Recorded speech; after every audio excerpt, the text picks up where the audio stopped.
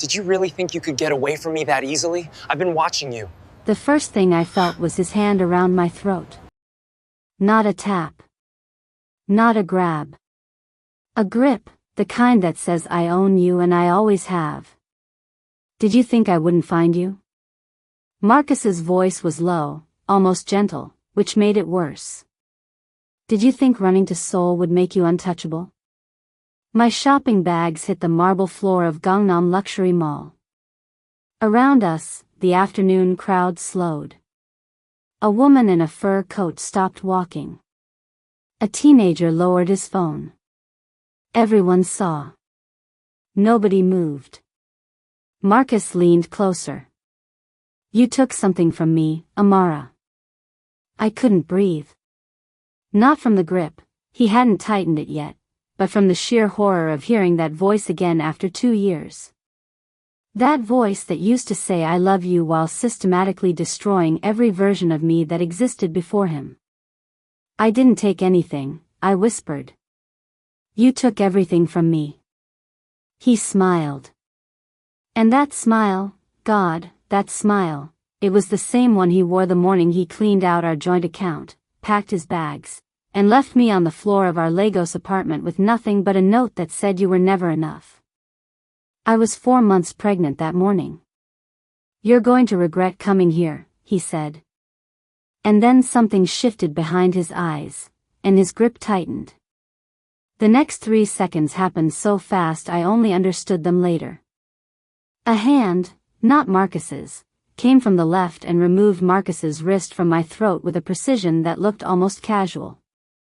Then Marcus was turning, and there was a brief sound like air being forced out of a bag, and Marcus Wellington, 6'2", former Oxford graduate, con artist, abuser, thief, was on his knees on the marble floor of Gangnam Luxury Mall with his arm bent behind his back at an angle that made 2 nearby women gasp. Standing over him, adjusting his cufflink, was my husband. Kong Min Jun looked down at Marcus the way a man looks at a mosquito he's already decided to kill. Wrong city, Min Jun said quietly. Wrong woman. Wrong day. If you're new here, stay. Because what happened next is not the kind of story they teach you in church. Let me take you back 26 months, because you need to understand what Marcus Wellington actually did to me before you can understand what happened to him. I met Marcus in London.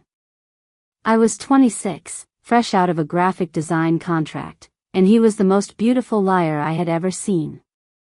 Tailored suits, a laugh that made rooms tilt toward him, a family name that sounded like old money even though I would later discover it was built entirely on other people's savings. He told me he loved me on the 3rd date. He told me he wanted to marry me on the 6th. I should have asked more questions. But when you grow up the way I did, in a home where love was conditional and loud and always about to leave, someone choosing you that loudly, that quickly, feels like salvation. We moved to Lagos together. Got engaged. Combined our finances because that's what people in love do. I trusted him with everything. And then I found out I was pregnant. I remember the morning I told him. I remember the exact quality of the light in our apartment, yellow and thin, coming through the blinds. I remember holding the test and watching his face, waiting. He smiled. He kissed my forehead. He said, "We'll figure it out." That was a Tuesday. By Friday he was gone. The bank account, empty. My savings, gone. The rent, 3 months behind, something he had apparently stopped paying while I was transferring money in. My name on the lease, not his. My name on the debt, not his. His phone, disconnected. I sat on the floor of that apartment for 6 hours. Just sat there. I didn't cry. I think I was too shocked to cry. The baby was still alive inside me and I remember pressing my hand to my stomach and thinking, I have to get up. I have to figure this out. I have to. I got up. I couldn't figure it out. 31 days later I lost the baby. The doctor used words like stress-induced and malnutrition, but what she meant was, you were alone and hungry and your body gave out. I was homeless by then. A friend's couch first, then a hostel, then 3 nights that I still don't talk about. But I got up again. That's the part Marcus never calculated. He thought taking everything from me would keep me down. He didn't understand that some people are built in the fire. He didn't understand that every time he made me smaller, he was actually teaching me exactly how large I could become. I rebuilt. Slowly, painfully, with my own hands and no safety net. New clients. New portfolio. A viral branding project for a Korean tech startup that led to a full-time contract offer in Seoul. I packed one bag and I left Lagos without looking back. And Seoul changed everything. I met Min Jun at a gallery opening I attended alone, in a navy dress I'd bought on discount, pretending I belonged. He was standing in front of a painting of a woman mid-fall and he said, without looking at me first, she's not falling. She's choosing. I stopped. How do you know? Her hands. He glanced at me then. If she were falling, she'd be reaching. She's not reaching. She already let go. I didn't know that night what Kong Min Jun was. I didn't know about the underground network, the territories, the particular kind of power that meant men twice his size lowered their voices when he entered rooms. I just knew that he looked at me like I was already whole. Not broken. Not a project. Whole. We were married 11 months later. And I had been, for the first time in my adult life, genuinely happy, until the afternoon I walked into Gangnam Luxury Mall and heard a voice say my old name. Amara Thompson. After Min Jun's security team, Jin Woo and Taeyang, pulled Marcus to his feet, we were moved to a private room on the mall's top floor. Marcus was bleeding slightly from his lip. He kept looking at Min Jun the way people look at something they can't quite categorize as human. You put your hands on my wife, Min Jun said. He was sitting. Marcus was standing. This detail mattered. I don't know who you think you are. I know exactly who I am. Min Jun's voice hadn't changed temperature once. The question is whether you know what you've walked into. Marcus straightened. I saw it, the reflex of a man who had spent years using his size and his confidence to reset power dynamics in his favor. Look, whatever she told you. She didn't tell me anything. Min Jun finally looked up. I did my own research. The week after you left Lagos, actually. Because I make it my business to understand the history of people close to me. Marcus went still. Marcus Tabena Wellington, Min Jun said, and I watched Marcus's face change at the sound of his full name. Born in Enugu. Not Oxford. Attended University of Nigeria for 2 years before expulsion for academic fraud. The family money your London acquaintances believed in, fabricated. The investment firm you were running when you met Amara, a shell. The 11 women before her, each one missing between 40 and 300,000 naira. The room was silent. How? Marcus started. She was the 12th. Min Jun stood. He wasn't a large man, but he took up space the way electricity does, not visible, just present and dangerous. And she was pregnant when you left her. And she lost the baby.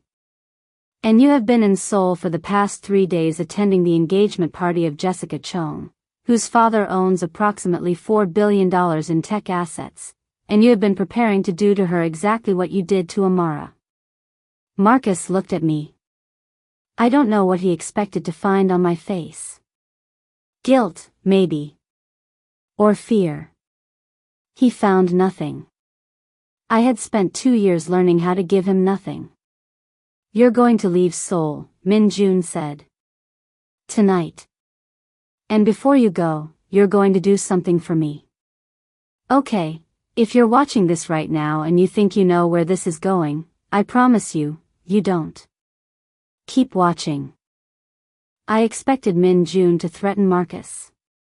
To have him escorted to the airport. That was the story I had written in my head, clean, efficient, finished. Instead, Min Jun handed Marcus a phone. On the screen was a video call. Already connected. 3 faces looking back from the other end, an older woman I didn't recognize, a man in a business suit, and this is the part one still can't fully process, a woman sitting next to Marcus's mother, holding a folder.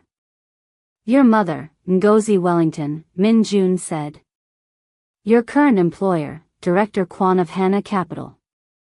And that third person is a journalist from the Seoul Tribune who has been sitting on a story about financial predation targeting women in expat communities for 4 months. He paused. She was waiting for a source willing to go on record. She has several now. Marcus's face had gone completely white. The call is already live, Min Jun said. Whatever you say in the next 60 seconds will be heard by all 3 of them simultaneously. Choose your words carefully. I had never seen Marcus without language. He was a man built entirely from words, from the specific calibration of them, the timing, the delivery. Watching him open and close his mouth in silence was like watching a surgeon lose the use of his hands. Marcus. Min Jun's voice was almost gentle. Your mother is waiting. What came out of Marcus Wellington's mouth in the next 60 seconds was the most unscripted thing I had ever heard from him. Broken. Stumbling.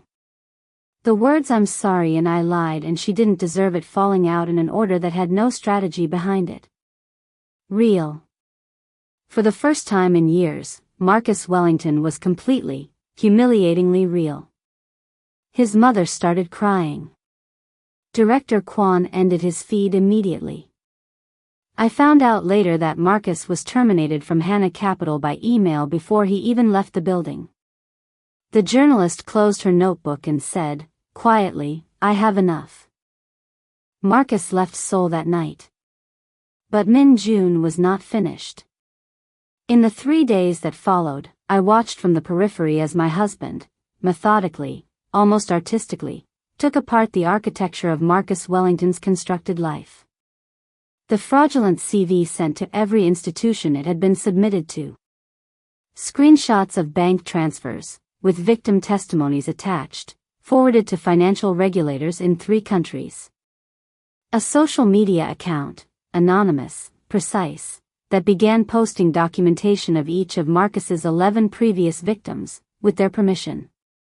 Women who had been silent for years because they were ashamed or afraid or simply exhausted by the prospect of not being believed.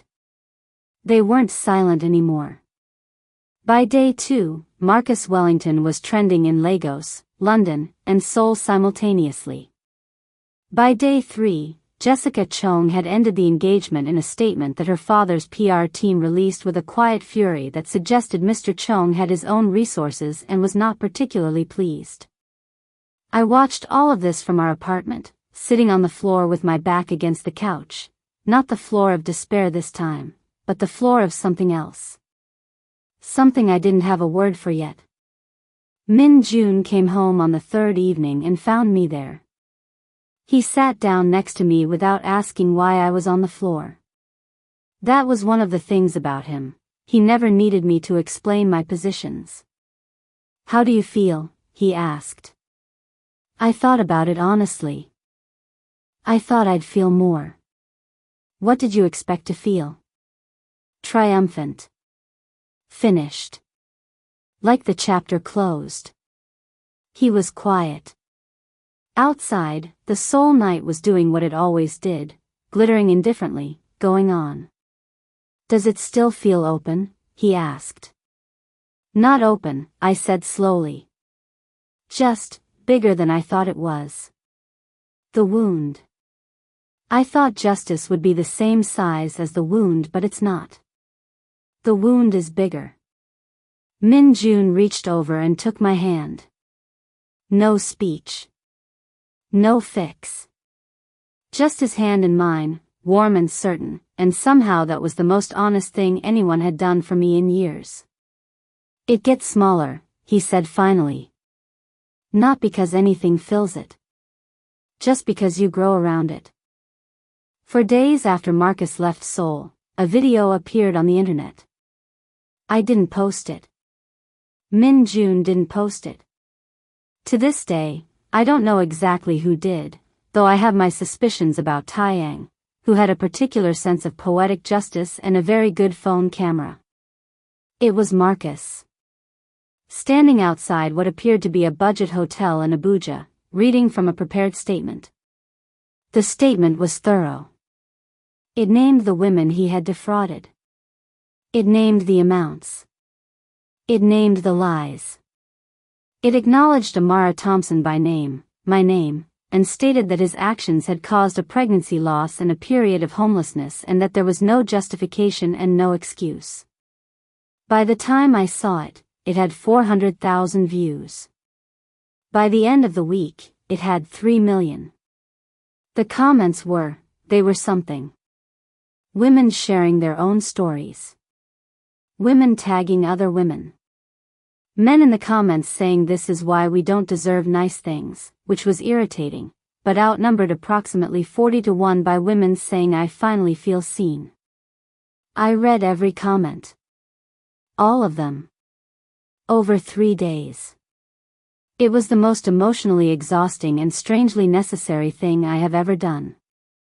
One comment, from a woman in Port Harcourt who said Marcus had taken her business capital and left her unable to pay school fees for her children, made me put the phone down and stare at the ceiling for a long time. She had lost more than I had. She had found less justice than I had. And she was using her 3 sentences in that comments section to say thank you for telling the truth about him. I picked up the phone and replied to her directly. We talked for 2 hours. By the end of it, something had shifted in me, not the wound closing, but the direction of my energy changing. Turning outward instead of inward. Finding its purpose. Don't go anywhere. What I'm about to tell you next is the part that changed everything. For me, and eventually for a lot of other women. On Christmas Eve, Min Jun took me to the rooftop restaurant where we'd had our first real date. The one where I finally told him about Marcus and watched his face remain completely steady while I described the worst year of my life. He had said that night, he didn't break you. He just showed you how unbreakable you were. Now, sitting across from him with the Seoul skyline behind his shoulder, I thought about how true that had turned out to be.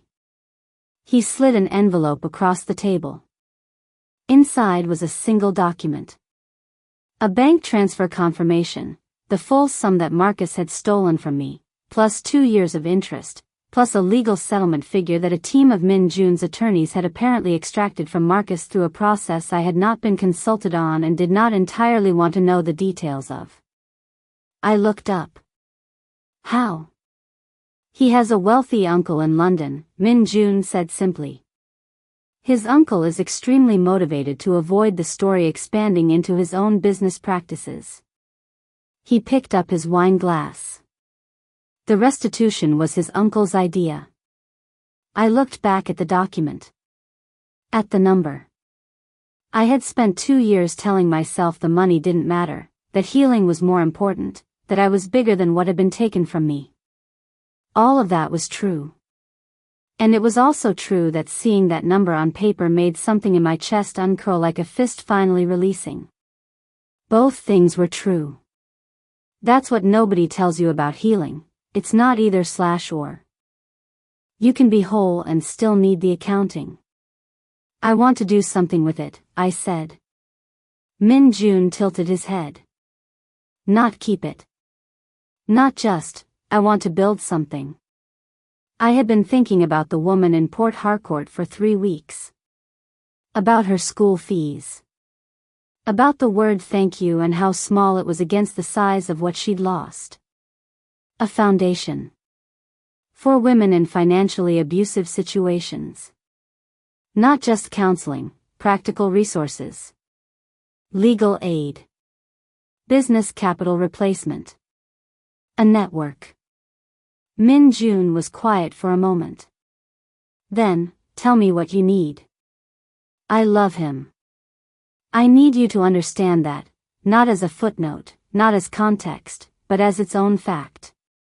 I love Kong Min Jun with the kind of clarity that only comes from having lived through its opposite. He is not a perfect man.